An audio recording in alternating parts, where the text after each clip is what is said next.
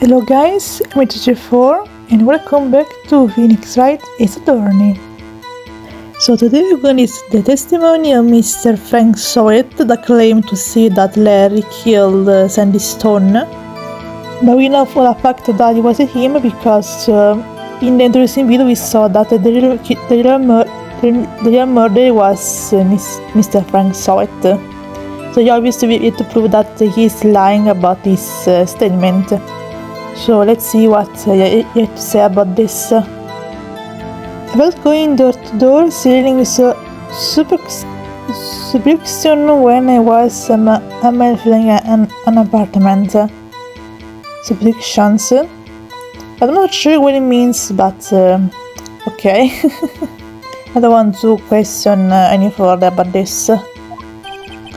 I thought he must have been in a hurry because he left the door all open behind him. So he claimed the door was open, huh? Okay. I think it's strange to look inside the apartment. Then I saw her lying there. A woman, not moving, dead. How described Mr. Sowett? I quit in the fight and found myself unable to go inside. Is that so? I thought to call the police immediately. However, the phone in the apartment wasn't working. It wasn't? I went to a nearby park and found a public phone. Okay. I remember the time exactly. It was 1 p.m. 1 p.m., huh? Strange to remember the time like that, Mr. Payne. The man was run away without a doubt. The defendant standing right over there. Yes, sure. I still believe you, Mr. Sowett.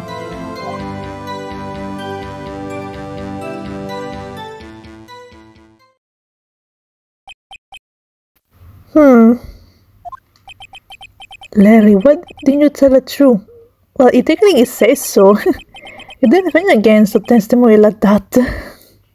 But technically he said the truth, my dear Phoenix. Otherwise, I can guess you could get in the worst if alive from the start, so...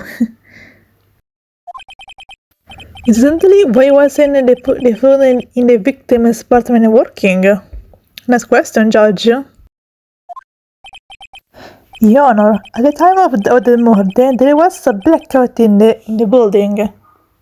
Well, how convenient. I'm not supposed to work during the blackout. Well, technically, yeah. Yes, Your Honor. However, some correspondents do not function normally. The phone that Miss Sowett used was one of them. Your Honor. I have a record of the blackout for your personal. Okay, thank you, Payne. That would be useful for us. The key to Miss Stone's building was out from noon to 6 p.m. on the day of the murder. Okay.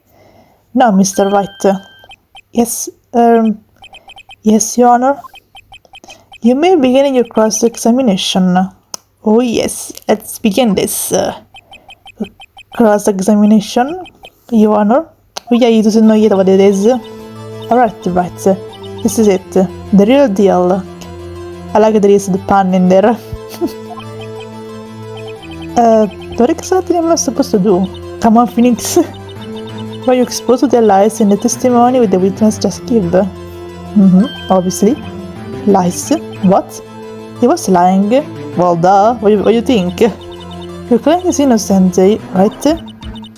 Then the witness must have lied in his testimony. Obviously. Or is your client really guilty? How do you prove he's not? How do you prove he's not? You hold the key. It's in the evidence. That's right. Compare the witness testimony to the evidence on the hand. There's bound to be a contradiction in there. There always be a contradiction. Close contradiction between the court record and the witness testimony. Then, once you have found the contradiction evidence, present you and rub it in the witness space. Maybe not literally, but yeah. Okay. Open the call record with tab, then point out the contradiction in the testimony. Okay, easy enough. Okay, then let's start with this cross-examination and let's find the contradiction on the witness testimony. Yes. Okay, witness account. Let me see here. If I remember right, I can press also each statement that Mrs. Wright give, like in his own investigation. So let's press every statement that he made. Isn't a man living in an apartment a common sight? Well, taking yes. Apparently, how do you would take a notice of him?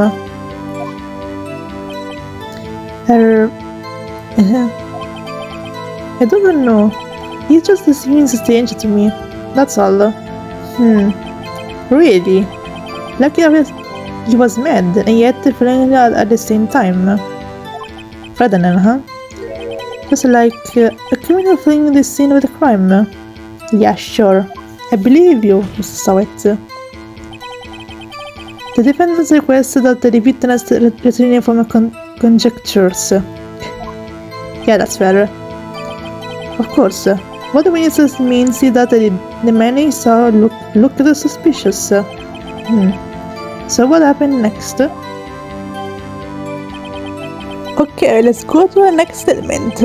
So let's press this one too. Have you open, you say? Yes. The door was open halfway, yes. I watched for a moment, but no one came to close the door. That's odd in a big city like this, I thought. I see. And what happened next? Always more suspicious, Mr. Sowett. Always more suspicious.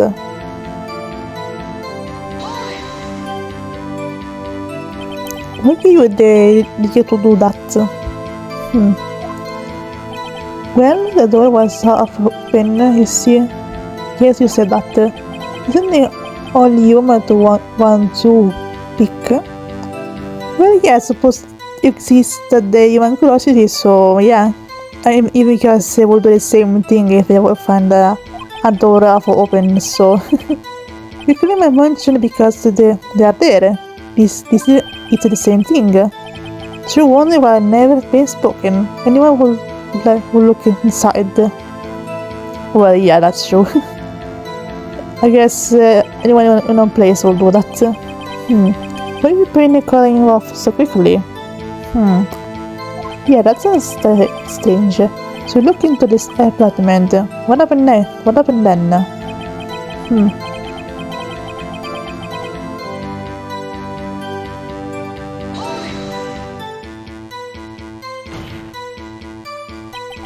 Are you sure she was dead? Well, I guess so. Well, no, I guess I wasn't. But she wasn't moving at all, and there was blood everywhere. I guess that's all looked fatal to anyone. Well, even if you're not a doctor, you can tell that the woman can be dead. Very well, what happened next?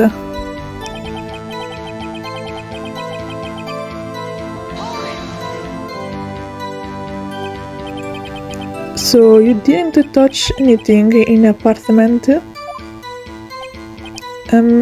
Yes, I mean no, nothing. Okay, what happened next?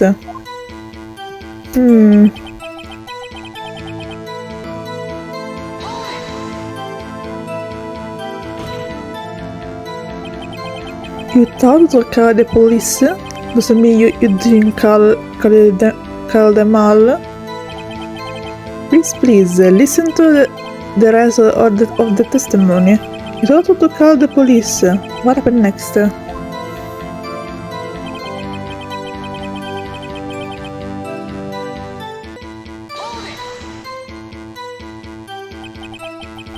phone in our apartment wasn't working?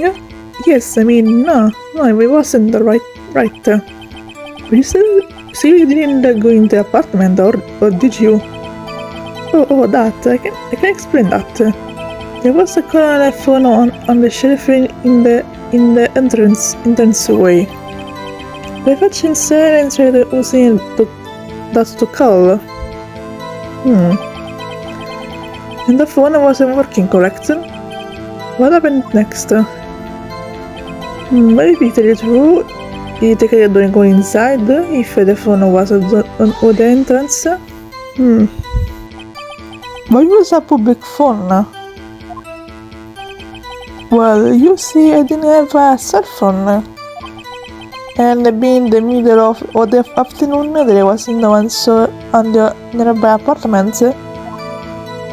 How convenient, huh? Alright, what time did you call again? Again, what a convenient coincidence, huh?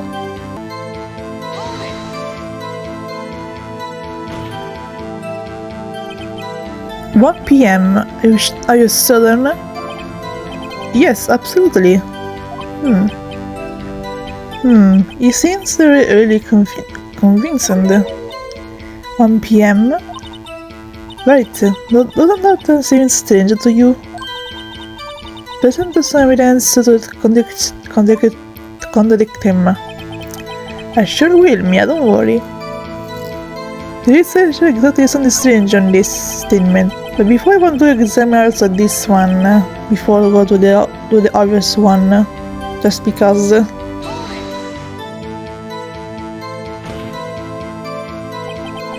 Are you absolutely 1% positive? Yes, it was him. No mistaken about it. The reason says he's certain. That's all of it. There must be a connection in there somewhere. The same record we tab with statistics you're being suspicious. Then find the evidence that connect this testimony and present it to the court. Okay, Mia, gotcha. So Saturday is the first case. The first statement is obvious where it is that is strange, and when they say the time, because you can be so certain about the time even if you find a freaking dead body. So this is obvious a contradiction. Even because the autopsy doesn't match the time he said at all, because that was around the 4 p.m. to 5 p.m. So it doesn't make sense. He called the police around 1 a.m. because around that time she was still alive. So it doesn't make sense that he called the police at that time when the victim was still alive. So this is a contradiction. You found the dead body at 1 p.m. Are you sure? Yes, it was 1 p.m. for certain. Frankly, I find it hard to believe. The pun. You send me directly contradicts the autopsy report. Here comes with these songs like so much of this series. The autopsy notes the time of death at soon after 4 p.m. There was nobody to find at 1 p.m. Nope, because she was still alive and she wasn't home yet. And the pun over there. How do you explain this 3-hour gasp?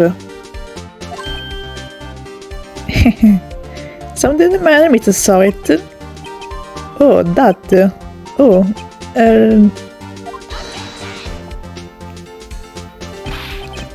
that is trivial. The witness may have forgot the time. Nope. After this testimony, I find that hard to believe. Yep, I agree with the judge. Mr. Sowett, why were you so certain that you found the body 1 p.m.? I, well, geez, that's a really good question. Even he doesn't know why I remember. Good job, Wright. Where to put Tamer to the spot? Yep. That's all you have to do. Point out contradictions. Easy. Lies always became more lies. That's absolutely true. Sit through on and they will study falls apart. Wait, I remember now. Would you care to give your testimony again? I mean, you can do that even if you like your previous testimony. I'm not expecting any law, but I don't think you can do that. I don't know, yes, you can. I don't know. You see, when I found out the body, I heard at the time. There was a voice saying at the time. Probably coming from the television. Oh, but it was there 3 hours also, wasn't it? I guess the victim must have been watching a video of the Tipper program. That's why I thought it was 1 PM. Tell me story about the misunderstanding. Okay. I see. You had a voice saying the time on a tip program. Mr. Wright, you may correct examine the witness. Right. You know what to do. I got this one. It's obvious another condition here. So let's cross-examine him. The time of the discovery.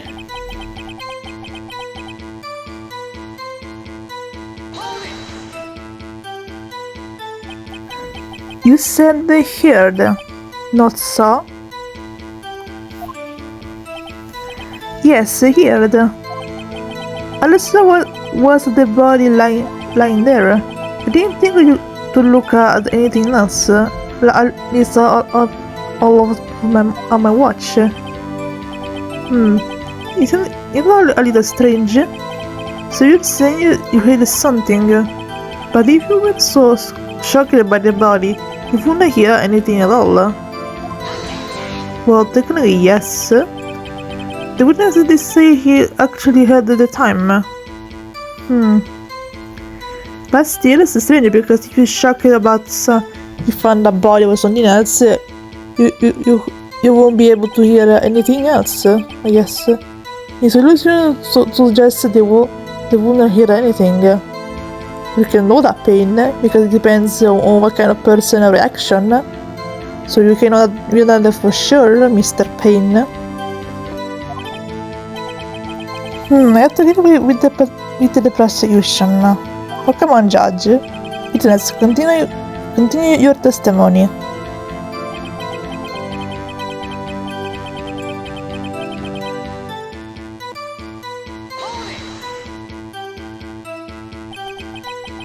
You sure it was a television and not a radio? Well, no, I guess it's maybe ever been a radio. Incidentally, there was a radio on the premises. No radio, huh? Okay, then maybe it was real television, but there is still a contradiction in there. There was only one large television. Only one large television, huh? Okay. Right. I can't put my finger on it, but something about this seems fishy. Something about hearing the television. I agree with you, Mia. Wilson testified he heard the time.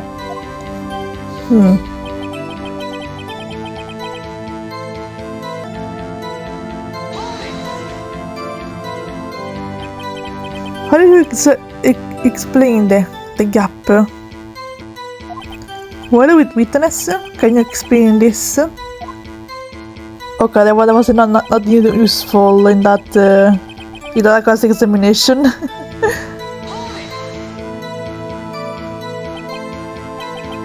A video? Yes, a video. You know what is a video, Mr. Wright? Yes, that will explain where the time was wrong. When my number is yes, it might be true. True. Right. I think the department is simple as else. But really that you hear the time at the scene then. But I agree, the problem is something else. Okay, so then the obvious contradiction here it's when he said about the that he heard a voice on a similar crime because it couldn't be a television, so it's at the time that there was a blackout or something, so it's impossible that it was a video program or something.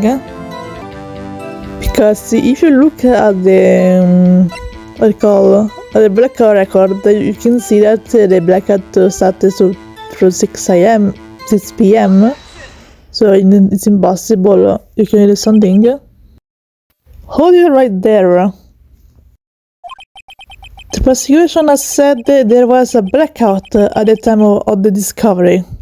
So you suppose you hear a voice from the television, and maybe I missed saw it. And this record prove it. You're in trouble now, Mr. Sawit. You couldn't ever hear a television or a video. Nope. At least you don't have the powers. You can't do that. Gah.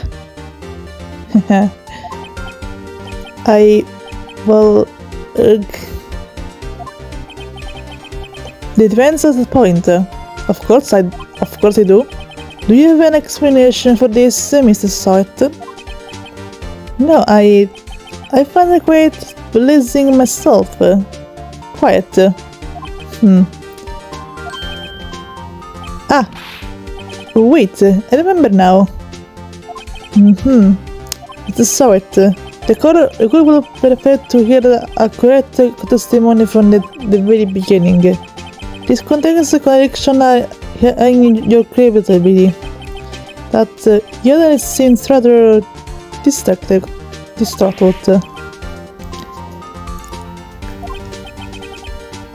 May I apologize, Your Honor. It has been the shock to find the body.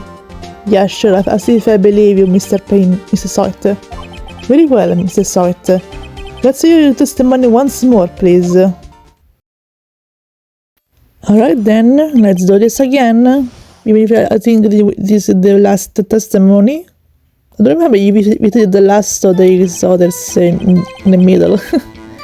Actually, I didn't hear the time I saw it. There was a table clock in the apartment, wasn't there? Yeah, the murder weapon. The killer used it to hit the victim. That must have been what I saw. Very specific also in this one, huh, Mr. Sawit? You saw a clock. I guess that will explain it. The defendant may cross-examine the witness. You really don't see any strange in this, Mr. Judge? Gladly. Okay. In this case, let's cross-examine once again.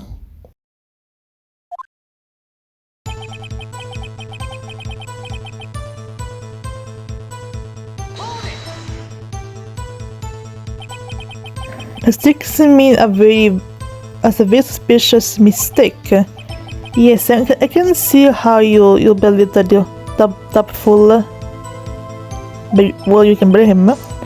I'm really sorry. I only just remember that table clock. A table clock?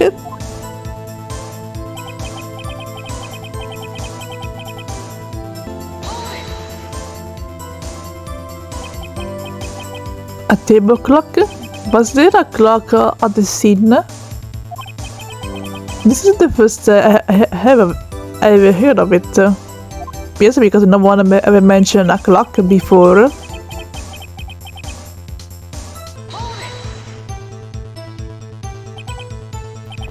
The murder weapon? Yes, the table clock that was used as a weapon. That was I just said. Did you dodge off in the middle of my testimony or something? No, he didn't. Something's fishy here. I agreed. Because he can know that. Some details like that. Why did you tell us that in the first place? I guess I just sprayed my mind. I'm really sure how it's happened myself. The witnesses say he saw the table clock. End of story. Now, find the contradiction. I sure will, Mia. Maybe because I really found it. Because he can know that the clock he has to call me was a murder weapon. So it's clear he knows something that he wasn't supposed to know, because I don't see how this is a clock, because this is literally a statue. So wait just a moment. The murder weapon wasn't the clock. It was this statue. You can call it a clock. How is this supposed to be a clock? Well, what? You with your objection and your evidence. Just who you think you are? A freaking lawyer, maybe? What do you think? Lawyer has to do objection and present evidence. Just answer the question, Mr. Sawet. Hey, I saw it there, okay? That's a clock. Your Honor, if I may. Yes, Mr. Payne? As the witness understand, this statue is indeed a clock. The necklace is a switch. You just did it and insert the time out loud. As it doesn't look like a clock, it seems it was a statue. My apologies. Your fault, Mr. Payne. I see. So the murder weapon was a table clock after all. Well, Mr. Wright, I refuse that the witness testimony was correct. This is a clock. Do you have any problems with this testimony now? Well, I sure do, because he can know that it was a clock, so I should have applied with this testimony. Your Honor, there is a gangly hole in the witness testimony. The only way he could have ever known the weapon was a clock is to hold it in his hand. Yet the witness testified that he never entered in the apartment. Clearly a contradiction. Yep. Indeed. The witness knew it was a clock because he went into the apartment, obviously. You're lying. You were inside the apartment on the day of the murder. Oh yeah? Prove it. But I weren't in there. I'll do better than that. I can prove you were the one who killed her. You struck her with the clock, and the shock of the blood triggered the clock's voice.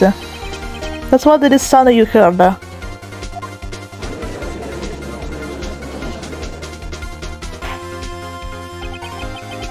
Order in the court. Intriguing. Please continue, Mr. Wright. Yes, Your Honor. Mrs. Sawet. The sound must have really left quite an impression on you. Understandable, since the demon weapon spoke just just as you eat the victim. The voices were born into your mind. That's why you were so certain about the time.